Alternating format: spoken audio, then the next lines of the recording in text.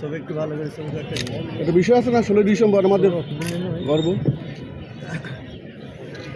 কুষ্টিয়া উপজেলার সর্বস্তরের জনগণ এবং মাঠে উপস্থিত আইন শৃঙ্খলা রক্ষাকারী বাহিনী সহ প্রিয় সমাবেশ, আসসালামু আলাইকুম।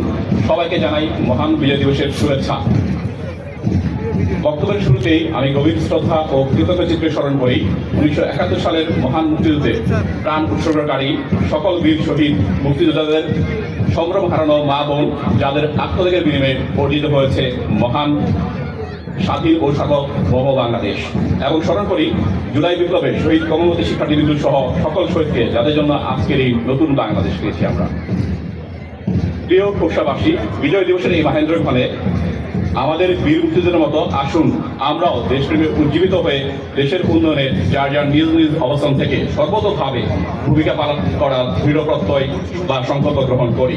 প্রিয় উপস্থিতি, আমরা জানি আমাদের সমাজে সন্ত্রাস, মাদক, বাল্যবিবাহ, ইত্যাদি ইত্যাদি সামাজিক ব্যাধি ছড়িয়ে ছিটিয়ে রয়েছে।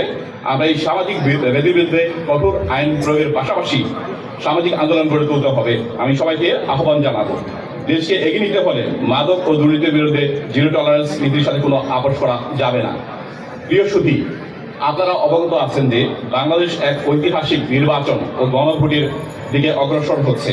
বাংলাদেশ নির্বাচন কমিশনের ঘোষিত তফসিল অনুযায়ী 12ই ফেব্রুয়ারি 2026 নির্বাচন ও গণভোট অত্যন্ত সুষ্ঠু ও উৎসবপূর্ণ পরিবেশে আয়োজন করার জন্য আমরা নির্বাচন কমিশনের নির্দেশনা মোতাবেক কার্যক্রম শুরু করেছি। ইতিমধ্যেই সুষ্ঠু ও নিরপেক্ষ নির্বাচন আয়োজনে সকল রাজনৈতিক দল ও কুষ্টিয়াবাসীর সার্বিক সহযোগিতা একান্তভাবে কামনা করছি। প্রিয় কুষ্টিয়াবাসী, জাতির সূর্য সন্তান বীর মুক্তিযোদ্ধাগণ ও তাদের পরিবারবর্গের সম্মানার্থে এই মাঠে বিশেষ সম্মাননা প্রদান করতে পারে উপজেলা প্রশাসন কুষ্টিয়া আমরা অত্যন্ত গর্বিত, আনন্দবোধ করছি। তাদের দীর্ঘায়ু ও সুস্বাস্থ্য কামনা করছি। সকল বীর মুক্তিযোদ্ধা ও জুলাই শহীদদের আত্মার মাগফিরাত কামনা করছি।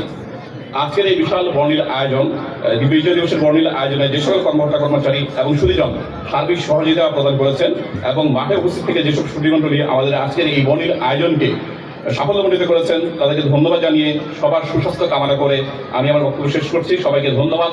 আসসালামু আলাইকুম।